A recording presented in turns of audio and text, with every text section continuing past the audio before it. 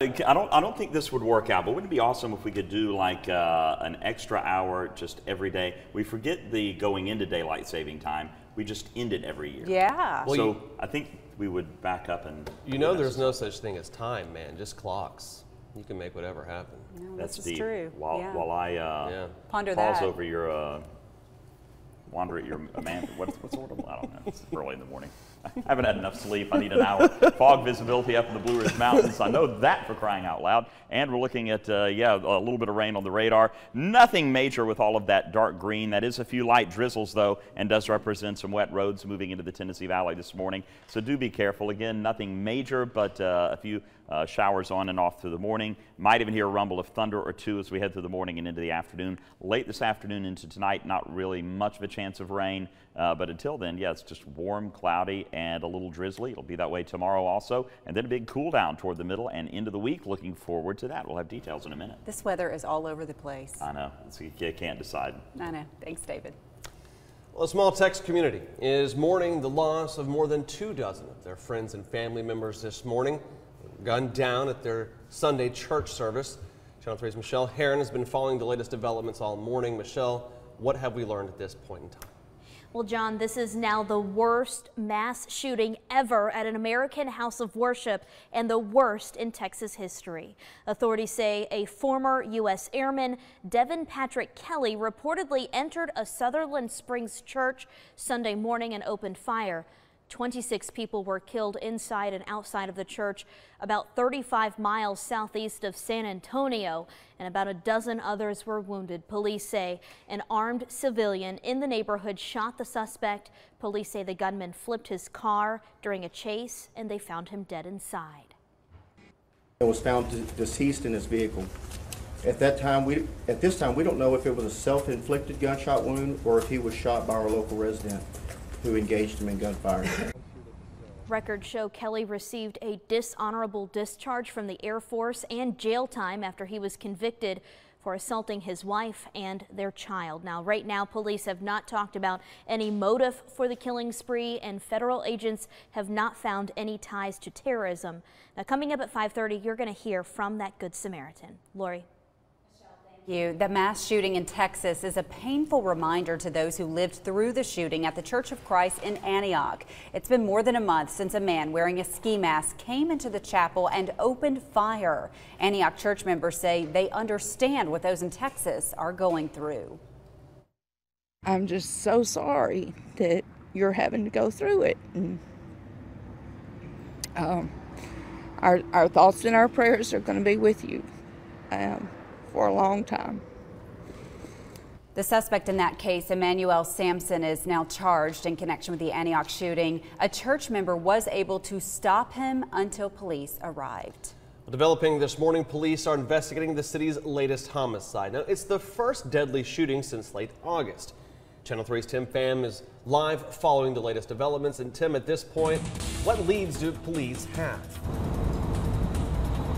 Well, John, we do know that police are questioning a person of interest. They have not been charged or arrested, but we do know that they are talking with someone this morning. This is the city's latest homicide, as you mentioned, and now police are trying to learn more about the circumstances surrounding this deadly shooting. What we do know is that it happened late last night on Baldwin Street, sometime around 7 o'clock in the city's south side. First responders with the Chattanooga Fire Department were actually the first ones to arrive. They were called to help an unconscious man in the area, and while helping him, they tell police they noticed that he had been shot, and when officers arrived, they say that the victim died on the scene. Right now, his name is not being released. Investigators say the gunshot wound was not self-inflicted, and they're treating this as a homicide. Chattanooga police are following all leads, and they're asking anyone with information to call the homicide tip line. That phone number is going to be there on your screen.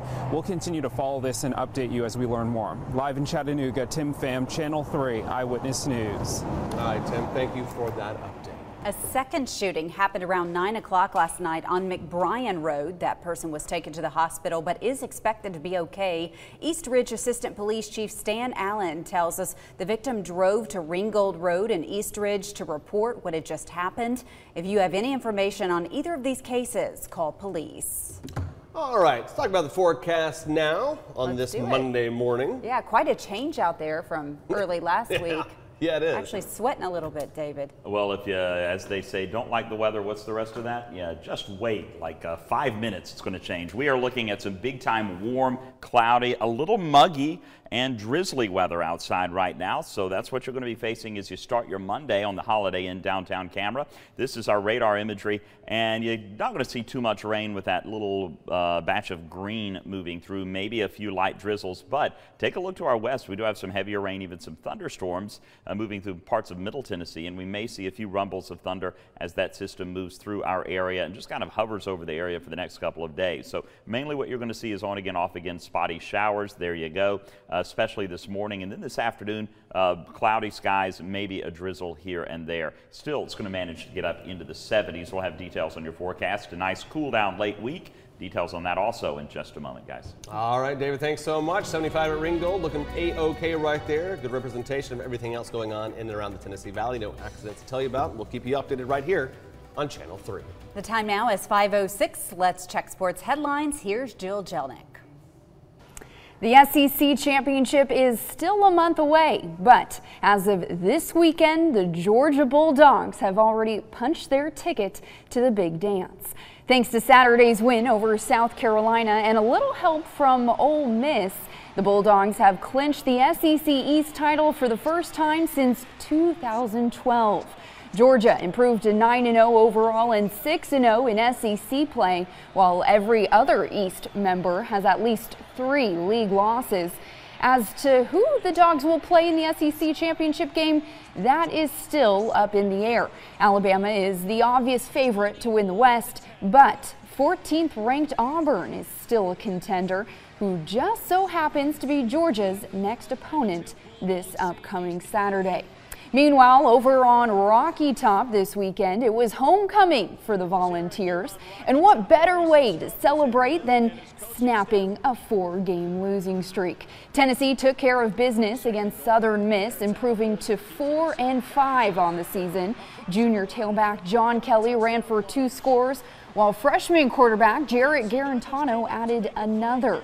Garantano, though, was taken out at halftime due to an ankle injury, and freshman backup Will McBride finished the night.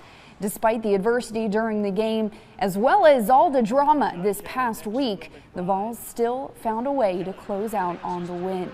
Tennessee will now get ready for their game against Missouri this upcoming weekend.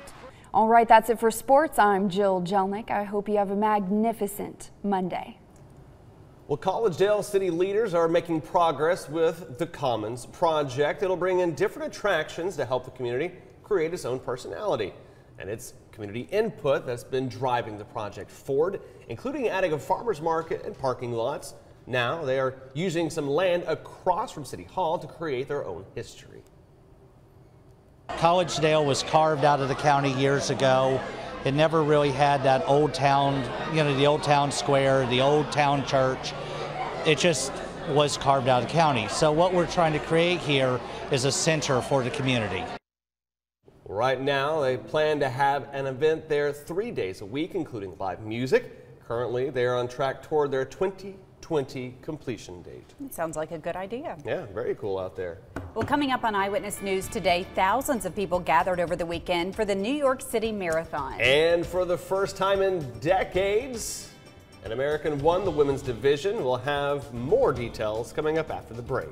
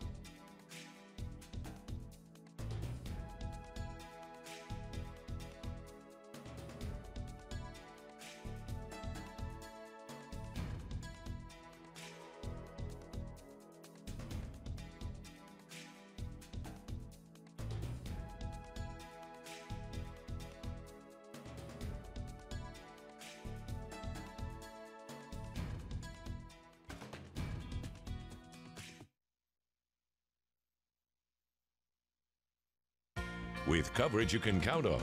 This is Channel 3 Eyewitness News Today. One of the premier running events in the world took place in the Big Apple this weekend as thousands gathered for the annual New York City Marathon.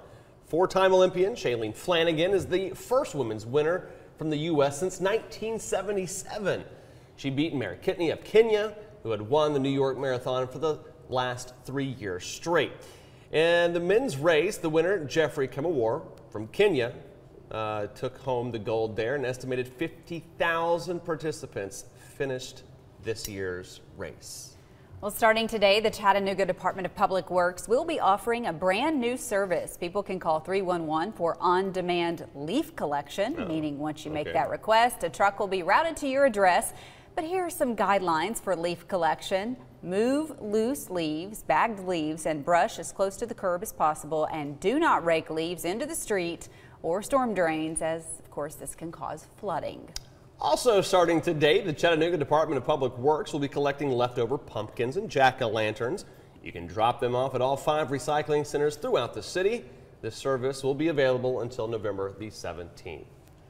Coming up on Eyewitness News Today, American realtors are poised to have the happiest of holidays this year. Yeah, shoppers are expected to spend big, and some stores are getting aggressive to make sure customers... Wait, I just realized. I didn't want to correct you. Retailers. That's a Monday morning for you. And next, Chris Clackham will have details when we come back about how the stores are poised to lure in customers. The retailers are, not realtors. Yeah. But first, as we go to break, here's a look at our pet of the week. Meet Gregor. We're told he's the sweetest cat you'll ever meet.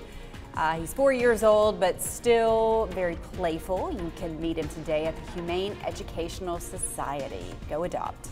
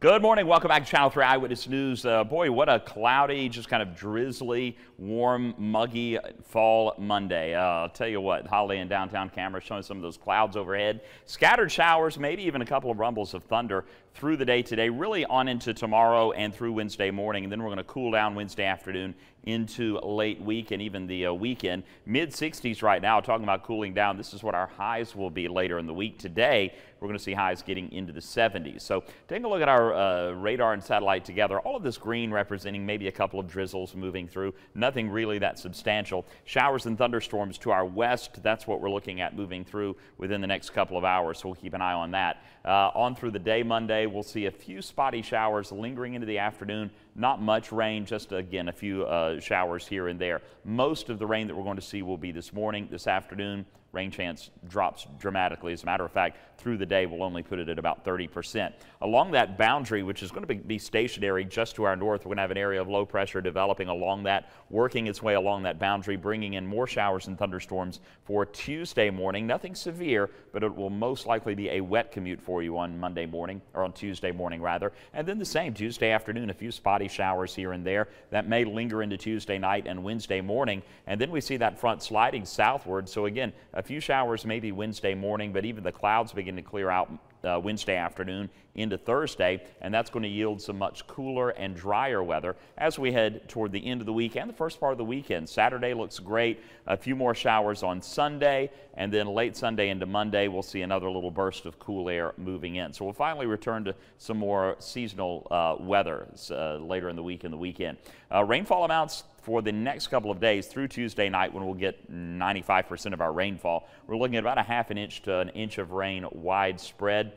74 degrees to the high today. Warm, a few spotty showers and storms on and off through the day, particularly this morning. And then tonight it's going to be overcast and mild, about a 20% chance of a sprinkle here and there, but for the most part just cloudy, mild. Warm again through the day on Tuesday with a high of 75, 60% chance of showers and storms Tuesday morning. That will drop down to about 20% Tuesday afternoon into Wednesday. And then take a look as we clear out Wednesday afternoon, 54 to start the day, but then 58. Much cooler weather sliding in Wednesday afternoon.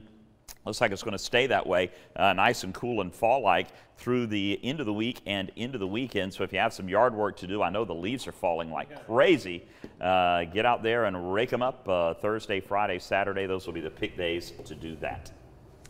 I'm getting back to just the lawnmower again, just chopping them back up and put them back in gear. If you stick a bag on it, then you can suck them up and haul them out. That's what I do. I haven't raked in probably 5 years. Oh yeah, no, I don't own a rake.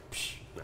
Thank you, David. No problem. American retailers are poised to have the happiest of holidays this year based on what shoppers are saying they're willing to spend. But some stores are getting aggressive to make sure those customers are coming inside instead of going online. NBC's Chris Clackham has details. For the first time ever, a holiday shopping survey by the National Retail Federation shows more consumers planning to do most of their shopping this year on the internet. Our survey found that 59% of Americans are going to be shopping online for this holiday season. In many cases, online instead of in-store. And either way, projected to spend on average $967 on mainly holiday gifts. So the Retail Federation's Anna Seraphin-Smith says brick and mortar stores are getting aggressive at getting their share. Brands like Walmart, Target, Sears, and many others have already announced some really creative things that they're going to be doing for the month of November to make sure that they're going to drive that consumer into their stores. Walmart's bringing in Santas for the kids and throwing 20,000 holiday parties at its nearly 5,000 stores across the country. While Sears is getting a jump on Black Friday, offering through Thanksgiving weekend up to 50% off everything in their stores, all to get foot traffic. Once you're in the physical retail store, you're more than likely going to say, oh, I forgot I should buy this too, for something completely different than what you're already originally purchasing for.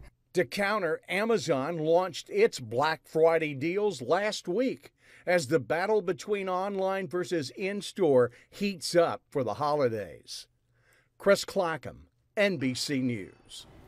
Cyber Monday is forecasted to be the largest online shopping day in history, with $6.6 billion in online sales predicted. That is up 16.5% from last year. Well, despite offering more sales, Sears and Kmart stores are set to close in the new year, including the Dalton Kmart.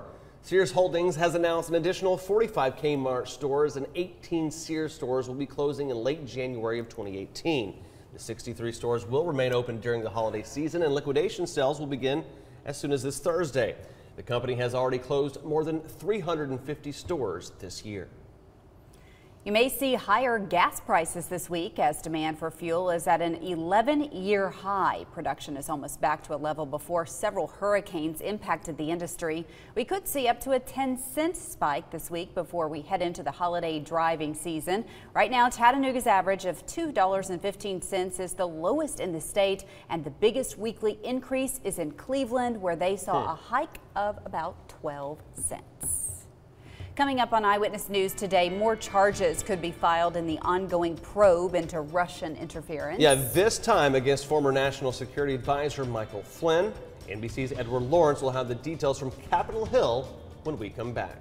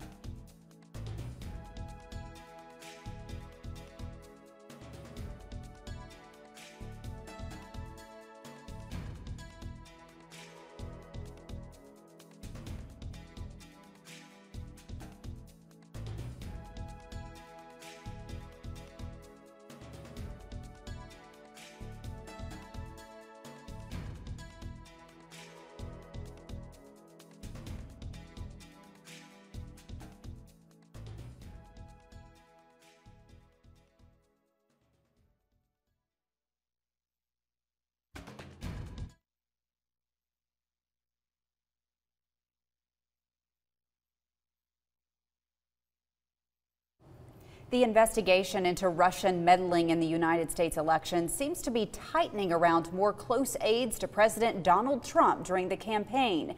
NBC News has learned that there is enough evidence to charge the president's former national security advisor. He is on Capitol Hill with the latest. NBC News has learned that Special Counsel Robert Mueller has enough evidence to charge former National Security Advisor Michael Flynn and his son as part of the Russia probe. We are pursuing leads wherever they lead, and certainly he is one of the people that we need to talk to. Republicans on the Senate Intelligence Committee say they want to ask both the Flynns about their relationship with Russian officials. We want to be engaged in all areas of that and ask both of them every question that we can possibly get out. Special counsel investigators will be interviewing witnesses this week to get more information about Flynn's lobby work. The special counsel wants to know if Flynn or his son laundered money or lied to federal agents about overseas contacts.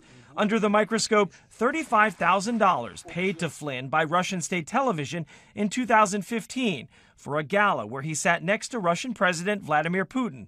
Also being looked at, Flynn's influence with Turkish officials in the weeks following the inauguration. At the end of the day, what we owe the American people is the truth, and most importantly, how we make sure that we don't have a foreign power like Russia intervene again in our elections. Congressional leaders believe interference in the 2018 and 2020 elections is likely. Two sources have said that if Michael Flynn cooperates with investigators to help his son, it could limit his legal consequences. Edward Lawrence, NBC News, Washington.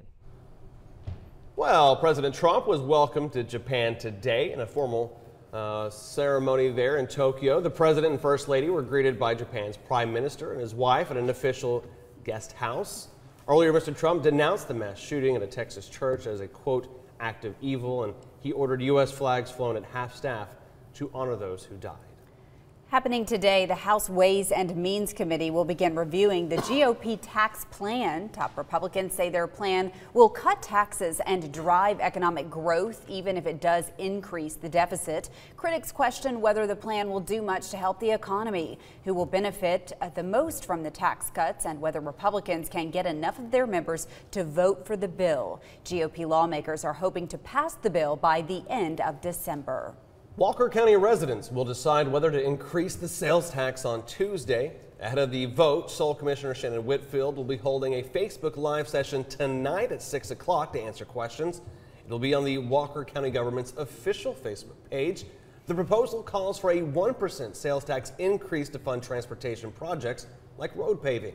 The tax would last 5 years and take effect on April 1st of 2018. And still to come on Channel 3 Eyewitness News today, we are learning more about a deadly shooting that happened overnight here in Chattanooga. Lori, this is the city's latest homicide since late August. So where do we stand this year compared to last year in relation to deadly shootings in Chattanooga? We're going to take a look at that coming up after the break.